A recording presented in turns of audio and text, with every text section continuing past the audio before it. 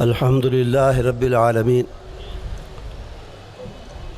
والصلاة والسلام علی سید الانبیاء و اشرف المرسلین سیدنا و نبینا و حبیبنا محمد وعلی آلہ و صحبہ اجمعین اما بعد فاعوذ باللہ من الشیطان الرجیم واعتصموا بحبل اللہ جمیعا ولا تفرقوا۔ اسٹیج پر تشریف فرما قابل احترام علماء کرام معززین اور میرے سامنے موجود عزیزوں، بزرگوں، ساتھیوں، سب سے پہلے میں اہل حدیث یوتھ فورس اور مرکزی جمعیت اہل حدیث سیالکوٹ کو حسب معمول ایک جاندار شاندار اجتماع، ایک پاکیزہ اور اہم موضوع پر ایک دفعہ پھر منعقد کرنے پر مبارکباد بھی دیتا ہوں، تحسین کرتا ہوں اور دعا کرتا ہوں کہ اللہ تعالیٰ ان کی ان محنتوں کو قبول فرمائے۔ میں نے شروع میں ایک معروف آیت کریمہ کا ایک حصہ پڑھا ہے جو معروف بھی بہت ہے، اور گستاخی نہ سمجھی جائے تو میں کہوں گا کہ مظلوم بھی بہت ہے۔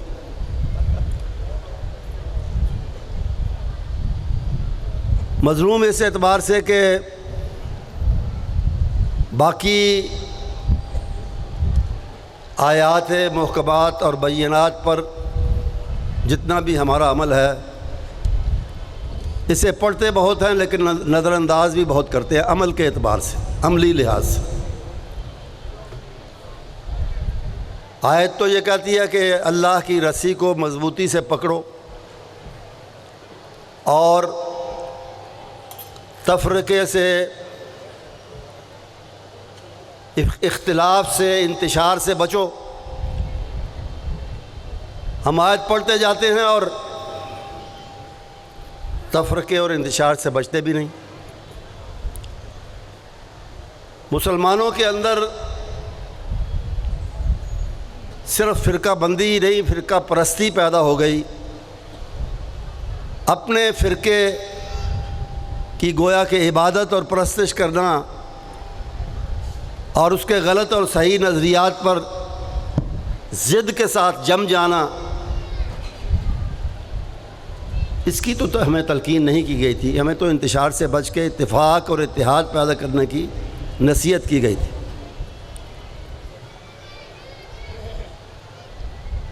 انتشار اور عدم اتحاد، تفریق بہت ہے، لیکن زیادہ جو انتشار والی تفریق ہے وہ شیعہ سنی اختلاف ہے۔ اور اس کی بنیاد کیا ہے، اس کی وجہ کیا ہے؟ اس کی وجہ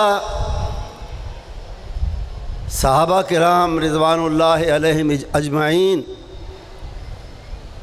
ان کا بغض، ان سے نفرت اور اس کا بعض اوقات کھلے بندوں اظہار، یہی وہ چیز ہے جو دوری پیدا کرتی ہے شیعہ اور سنی میں، یہی زیادہ تفریق پیدا کرتی ہے، اور اسی وجہ سے فسادات بھی ہوتے ہیں، قتل و غارت بھی ہوتی رہی، تفریق بھی بڑھتی رہی۔ حالانکہ میرا دعویٰ یہ ہے کہ جو قرآن پر یقین رکھنے والا ہے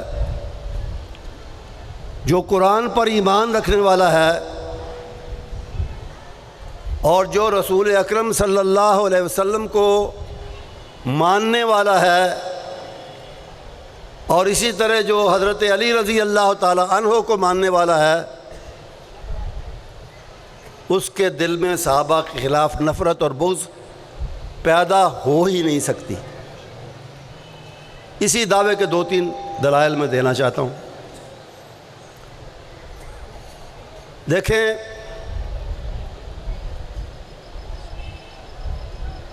قرآن نے اللہ پر ایمان کی دعوت کے ساتھ ساتھ اس کی کچھ صفات بیان کی ہیں، اس کی کچھ صفتیں بتلائی ہیں کہ وہ واحد ہے، احد ہے، قادر ہے، قدیر ہے، علیم ہے، عالم الغیب ہے، سمیع ہے، بصیر ہے، وغیرہ اسی طرح کی صفات اور بھی بیان کی۔ اسی طرح رسول اکرم صلی اللہ علیہ وسلم کی بھی صفات بیان کی ہیں کہ اللہ نے آپ کو نبی بنا کے بھیجا اور آپ کو بشیر بنایا، بشارتیں دینے والا، نذیر بنایا، آخرت، قبر اور آخرت کی سزاؤں اور عذاب کے ڈراوے سنانے والا، آپ کو سراج منیر بنایا، ایک چمکتا ہوا چراغ، ایک چمکتا ہوا سورج جو دنیا بھر میں، پورے عالم میں نور کی اور ہدایت کی کرنیں بکھیر رہا ہے، اور رؤوف الرحیم فرمایا کہ آپ بڑے شفیق ہیں، رحم دل ہیں، اور خاص طور پہ مومنوں پہ بڑی شفقت فرمانے والے ہیں، بالمؤمنین رؤوف الرحیم۔ اس طرح کی صفات آپ کی بیان کی۔ اب اگر کوئی یہ کہے کہ میں اللہ کو تو مانتا ہوں لیکن نعوذ باللہ اس کو قادر اور قدیر نہیں مانتا، سمیع اور بصیر نہیں مانتا، علی کل شیء قدیر نہیں مانتا، عالم الغیب، علیم اور خبیر نہیں مانتا، تو آپ بتائیں ہم اسے مسلمان کہہ سکتے ہیں؟ نہیں کہہ سکتے۔ اسی طرح اگر کوئی کہے کہ میں محمد کریم صلی اللہ علیہ وسلم کو رسول اور نبی تو مانتا ہوں لیکن یہ نہیں مانتا کہ آپ بشیر تھے، نذیر تھے، سراج منیر تھے، رؤوف الرحیم تھے، فبما رحمت من اللہ لنت لہم کی صفت رکھنے والے تھے، یہ نہیں میں مانتا، تو بتائیں آپ اسے مسلمان کہیں گے؟ کہیں گے اسے مسلمان؟ نہیں کہیں گے، کہہ ہی نہیں سکتے۔ اسی طرح اگر کوئی صحابہ کے تاریخی وجود کو مانتا ہے، تاریخی وجود کا تو انکار نہیں ہو سکتا کہ نبی کریم صلی اللہ علیہ وسلم کے ساتھی تھے، صحابہ تھے، تاریخی وجود کو مانتا ہے کہ صحابہ تھے، ان کا وجود تھا، نبی محترم صلی اللہ علیہ وسلم کے کچھ ساتھی اور جانثار تھے، تاریخ میں موجود تھے اور رہے، لیکن ان کی وہ صفات نہ مانے جو قرآن ہی میں اللہ نے بیان کی ہیں، جن میں سے ہمارے علماء آپ کو سنا رہے تھے کہ ان کے بارے میں اللہ نے فرمایا کہ وہ اللہ سے راضی ہوئے، اللہ ان سے راضی ہوا، رضی اللہ عنہم ورضوا عنہ، اور ان کے بارے میں اللہ نے فرمایا کہ وَلَٰكِنَّ اللَّهَ حَبَّبَ إِلَيْكُمُ الْإِيمَانَ وَزَيَّنَهُ فِي قُلُوبِكُمْ وَكَرَّهَ إِلَيْكُمُ الْكُفْرَ وَالْفُسُوقَ وَالْعِصْيَانَ۔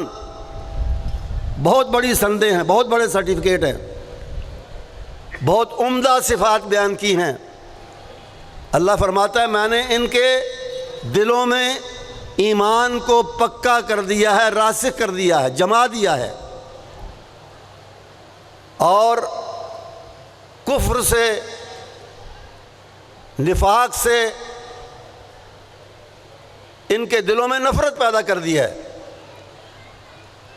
نافرمانی سے، اللہ کی نافرمانی، اللہ رسول کی نافرمانی سے ان کے دلوں میں نفرت پیدا کر دی ہے، فسوق سے۔ اسی طرح اللہ تعالیٰ ان کے ایمان کی گواہی دینے کے ساتھ ساتھ ان کو ایمان کا معیار بھی بتا رہا ہے کہ فَإِنْ آمَنُوا بِمِثْلِ مَا آمَنْتُمْ بِهِ فَقَدْ اهْتَدَوْا۔ دنیا میں اگر کوئی ایماندار بننا اور کہلانا چاہتا ہے تو اسے اپنے سامنے نمونہ کن کا رکھنا ہوگا؟ اللہ کہتا ہے تمہارا، اے صحابہ تمہارا، ان آمنوا بمثل ما آمنتم بہ،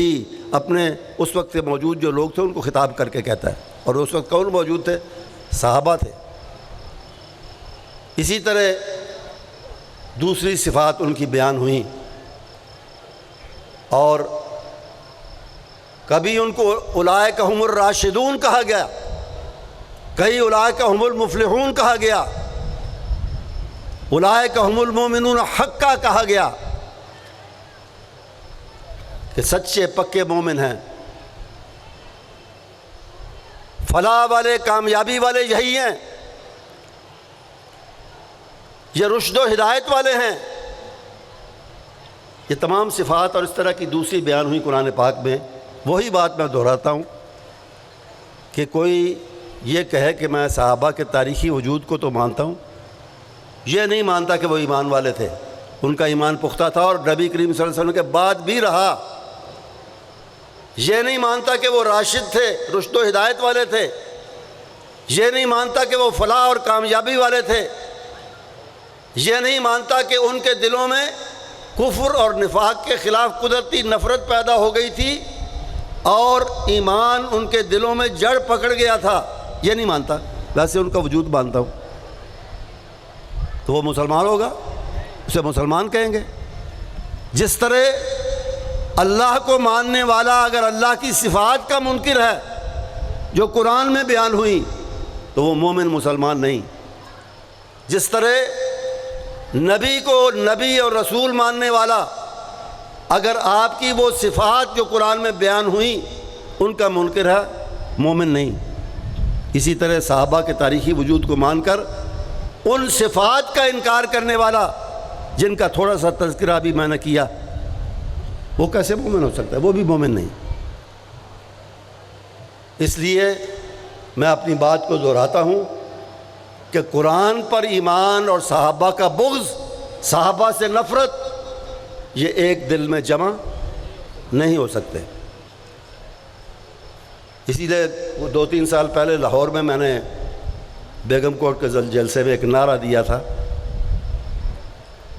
کہ یا اصحاب نبی کو مانو یا قرآن کا نام نہ لو،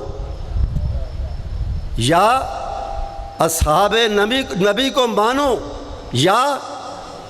قرآن کا نام نہ لو۔ پھر قرآن پر کیسا ایمان ہے؟ اگر ان کی ان صفات کا انکار ہے تو پھر کیسا ایمان ہے؟ اور میں نے شروع میں کہا تھا کہ اسی طرح حضرت علی رضی اللہ تعالیٰ عنہ کو ماننے والا، وہ بھی صحابہ کی ان اچھی صفات کا جن کا ذکر اللہ نے کیا ہے قرآن میں، ان کا انکار وہ بھی نہیں کر سکتا۔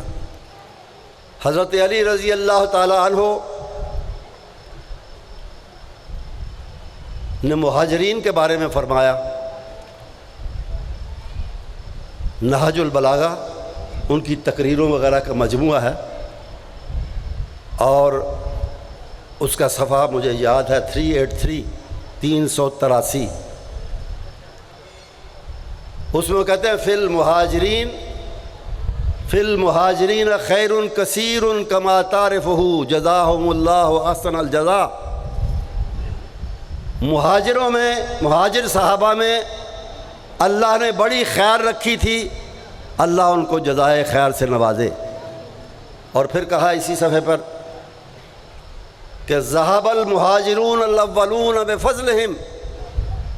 فضیلتیں لے گئے، سبقت لے گئے، درجے لے گئے، کون؟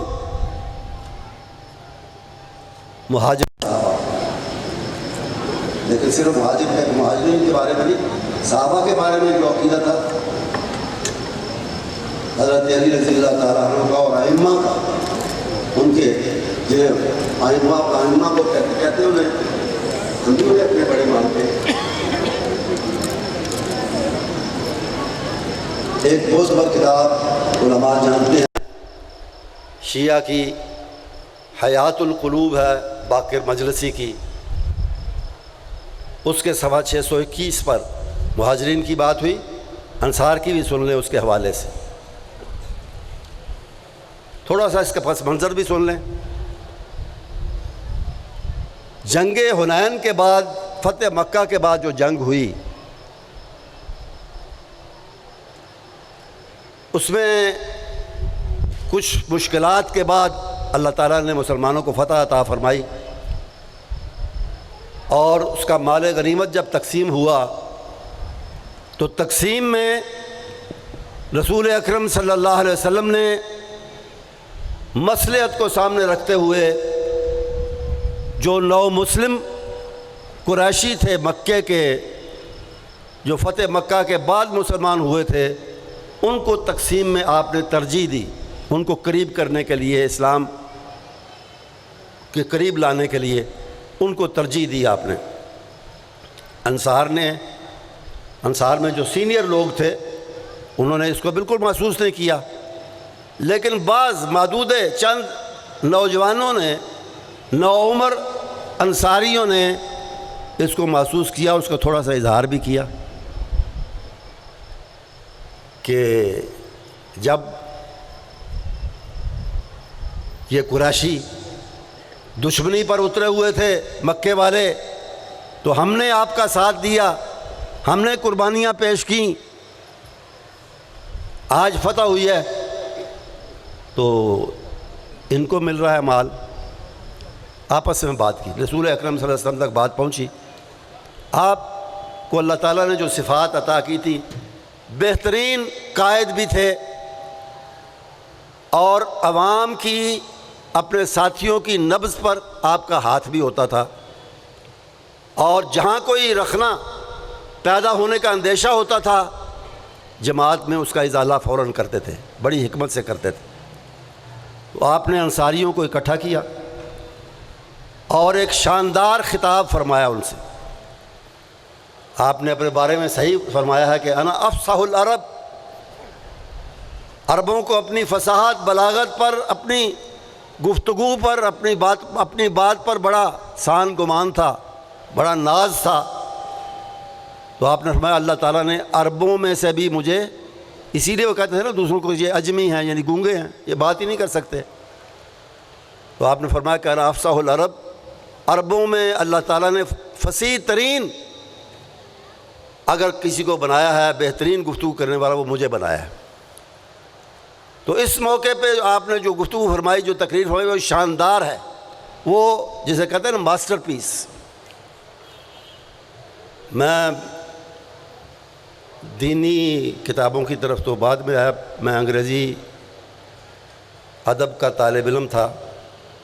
اور شیکسپیئر اس میں مشہور ہے، لوگ جانتے ہیں، مشہور ترین جو ادیب یا شاعر انگریزی دانوں نے پیدا کیا ہے، اس کا نام ہے شیکسپیئر۔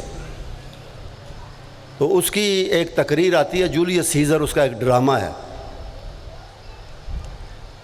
نیم شاعری میں لکھا ہوا ڈرامہ۔ تو اس میں ایک تقریر آتی ہے، اسے میں بار بار پڑھا کرتا تھا، مجھے بڑی اچھی لگتی تھی، اور واقعی اس میں کمال دکھایا اس نے۔ لیکن جب میں نے رسول اکرم صلی اللہ علیہ وسلم کی یہ حنین والی تقریر پڑھی تو میں اس کو بھول گیا، پھر میں اسے ہی بار بار پڑھتا تھا۔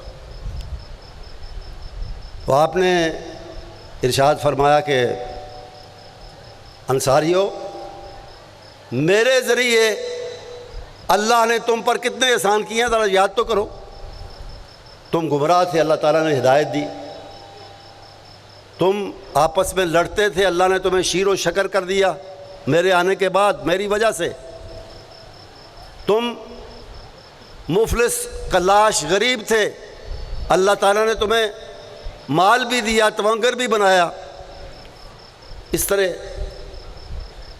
اپنے احسانات ایک قسم کے جو اللہ نے آپ کے ذریعے ان پر کیے وہ آپ نے گنوائے، جتوائے، اور ایک ایک کی تصدیق کرائی ان سے کہ ہاں ایسا ہوا کہ نہیں؟ انہوں نے کہا جی بالکل ہوا، بالکل مانتے ہیں۔ پھر آپ نے فرمایا لولا تجیبوننی یا معاشر الانصار، انصاریوں میرا جواب کیوں نہیں دیتے؟ تم نے جو میرے لیے کیا، میرے ساتھ کیا، میرے دین کے اور میرے مشن کے ساتھ کیا، وہ کیوں نہیں گنواتے مجھے؟ کیوں نہیں کہتے کہ آپ کو آپ کے لوگوں نے نکال دیا، چھوڑ دیا، گھر سے، وطن سے نکال دیا، ہم آپ کے ساتھ کھڑے ہوئے، ہم نے اپنا خون دیا آپ کے لیے، آپ کے دین کے لیے، ہم نے آپ کا ساتھ دیا، کیوں نہیں گنواتے؟ اور پھر آپ اپنی گفتگو کو، اپنے بیان کو کلائمیکس تک، نقطۂ عروج تک لے گئے، اور آپ نے فرمایا کہ اما ترضون ان یذهب الناس بالشاة والبعیر وتذهبون برسول اللہ صلی اللہ علیہ وسلم، کیا تم اس بات پر راضی نہیں کہ لوگوں میں بھیڑ بکریاں اونٹ بانٹوں اور خود تمہارے ساتھ مدینے واپس جاؤں، کیونکہ میں تمہارا ہوں، تم میرے ہو؟ تو انصاریوں کی داڑیاں تر ہو گئیں آنسوؤں سے، اور انہوں نے کہا اللہ کے رسول واللہ ہم نے ایسی بات، ایسا اعتراض نہ سوچا ہے نہ کیا ہے، یہ چند بچوں کی بات تھی، چند نوجوانوں کی بات تھی، اس پر آپ ہمیں معاف فرمائیں۔ اور اس موقع پھر آپ نے دعا بھی کی، اور دعا یہ فرمائی کہ اللہم اغفر للانصار و ابناء الانصار و ابناء ابناء الانصار، اے اللہ انصاریوں کو بخش دے، ان کو مغفرت سے نواز دے، اور ان کے بیٹوں کو بھی اور ان کے بیٹوں کے بیٹے، ان کو پوتوں کو بھی بخشش اور مغفرت عطا فرما۔ یہ دعا بھی فرمائی۔ تو یہ دعا ہماری حدیث کی کتابوں میں، تاریخی کتابوں میں، سنی کتابیں جو کہلاتی ہیں ان میں تو ہے ہی ہے، لیکن میں اس کا حوالہ دے رہا ہوں شیعہ کتاب سے، اور کئی کتابوں میں ہے۔ اس وقت جو میں حوالہ دے رہا ہوں وہ ہے کشف الغمہ کا، اور اس کا پہلی جلد کا صفحہ ہے 224۔ تو اس میں یہی دعا، اس شیعہ معتبر کتاب میں یہ دعا، یہ بیان اور یہ دعا لکھی ہے کہ اللہم اغفر للانصار و ابناء الانصار و ابناء ابناء الانصار، اے اللہ انصار کو، ان کے بیٹوں کو، ان کے پوتوں کو بخش دے، ان کی مغفرت فرما۔ پوچھنا یہ ہے، سوال یہ ہے کہ جو لوگ یہ کہتے ہیں، بکتے ہیں کہ ارتدوا کلہم الا ثلاثہ، کہ نبی کریم صلی اللہ علیہ وسلم کی وفات کے بعد سارے صحابہ نعوذ باللہ مرتد ہو گئے سوائے 3 کے، حضرت مقداد بن اسود، حضرت سلمان فارسی اور حضرت ابو ذر رضی اللہ تعالیٰ عنہ۔ یہ معاف کرتے ہیں شیعہ اور باقی سب، لیکن میں یہ کہہ رہا ہوں کہ حضرت علی اور ائمہ جن کو وہ ائمہ کرام اپنے 12 امام گنتے ہیں، کوئی 5 گنتا ہے، کوئی 7 گنتا ہے، کوئی 12 گنتا ہے، ہمارے ملک میں 12 والے ہیں، اسی لیے ان کو اثنا عشری کہتے ہیں۔ ان کا یہ عقیدہ نہیں تھا، یہ بعد میں گھڑا گیا ہے۔ ان کا عقیدہ یہی تھا جو میں نے کہا کہ حضرت علی نے کہا کہ ذہب المہاجرون الاولون بفضلہم، فضیلتیں لے گئے، درجے لے گئے، سبقت لے گئے مہاجرین، اور انصار کے بارے میں یہ دعا جو ہے یہ بھی ان کی معتبر کتاب نے نقل کی ہے۔ ائمہ کا اور حضرت علی رضی اللہ تعالیٰ عنہ کا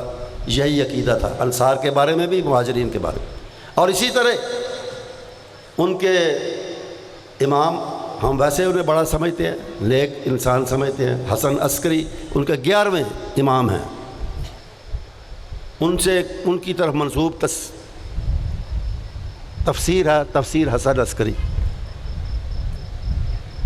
اور اس کا صفحہ 65 ہے۔ اس میں وہ کہتے ہیں کہ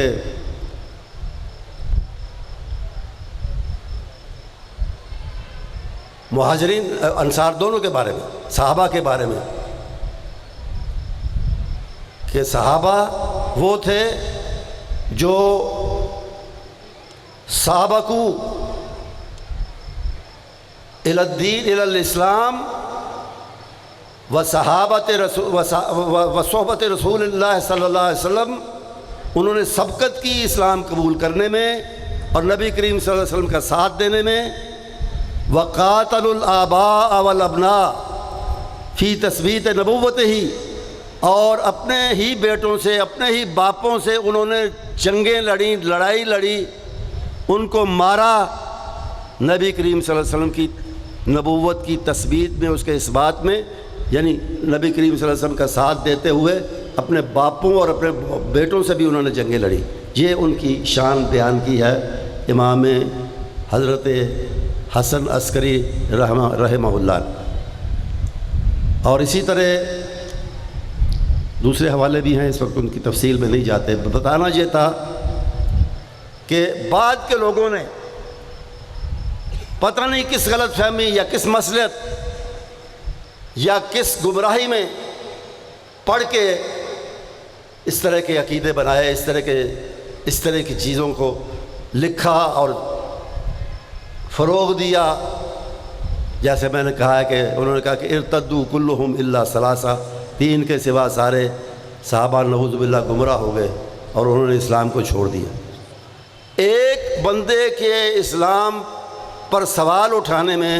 حضرت خالد بن ولید رضی اللہ تعالیٰ عنہ جیسے شخص کو، جیسے انسان کو نبی محترم صلی اللہ علیہ وسلم نے فرمایا کہ حلا شککتا قلبہ، تو نے اس کا دل چیر کے دیکھ لیا تھا، تو نے اسے مارا، قتل کیا کلمہ پڑھنے کے بعد؟ انہوں نے کہا جی وہ سچا مسلمان نہیں تھا۔ آپ نے کہا تو نے اس کا دل چیر کے دیکھا تھا؟ تو انہوں نے ہزاروں نہیں لاکھوں صحابہ کا دل چیر کے دیکھا ہے کہ تین کے سوا سب کے دل میں ایمان نکل گیا تھا۔ سب جھوٹ ہے، سب بکواس ہے، سب افتراء ہے، اور اس کو بعد کے لوگوں نے گھڑا ہے، بنایا ہے، نہ حضرت علی رضی اللہ تعالیٰ عنہ کا اور نہ اہل بیت کا، اور نہ جن کو وہ امام سمجھتے ہیں، ہم اپنے بڑے سمجھتے ہیں، نہ ان کا یہ عقیدہ تھا، یہ بعد میں بنایا گیا۔ اور یہی وہ چیزیں ہیں اس طرح کی جنہوں نے یہ تفریق پیدا کی ہے، شیعہ سنی میں زیادہ مغایرت پیدا کی ہے، مخالفت پیدا کی ہے۔ اگر یہ چیزیں نہ ہوں، ان کو کتابوں سے نکال دیں، ان سے برات کا اظہار کریں کھلے عام، اور جو ان کو اب بھی اس طرح کی چیزیں بیان کرتے ہیں ان کو لگام دیں، تو پھر ہی اتحاد کا وہ خواب پورا ہو سکتا ہے جو ہر مسلمان چاہتا ہے کہ ملک میں امن بھی ہو، اتحاد بھی ہو۔ اور یہ جو لاکھوں کروڑوں روپیہ خرچ ہوتا ہے ہر محرم سیکورٹی پر اور مجلسوں کی حفاظتوں پر اور جلوسوں کی حفاظتوں پر، اس کی ضرورت بھی نہ پڑے۔ جب آپ ان چیزوں کو چھوڑ دیں گے، مغایرت بھی دور ہو جائے گی اور یہ سارے تکلفات بھی نہیں کرنے پڑیں گے۔ یہی پیغام آج میں دینا چاہتا تھا کہ اتحاد کا پیغام ہے ہماری طرف سے اتحاد کا پیغام ہے، لیکن اس شرط پر، اتحاد اس قیمت پر ہم نہیں کریں گے، نہ کر سکتے ہیں کہ صحابہ کی توہین ہوتی رہے، ان کے خلاف دشنام ترازی ہوتی رہے، بد زبانی ہوتی رہے اور ہم اتحاد پکارتے رہیں۔ یہ ممکن نہیں ہے۔ اتحاد اور امن اسی وقت آئے گا، اسی وقت قائم ہوگا جب صحابہ کی عزت اس ملک میں قائم ہوگی اور اس پر زبان درازی کرنے والے جو ہیں ان کو نیست و نابود کیا جائے گا، قانونی گرفت میں لا کے ان کو ہمیشہ کے لیے خاموش کیا جائے گا۔ بہت شکریہ۔ وآخر دعوانا ان الحمدللہ رب العالمین۔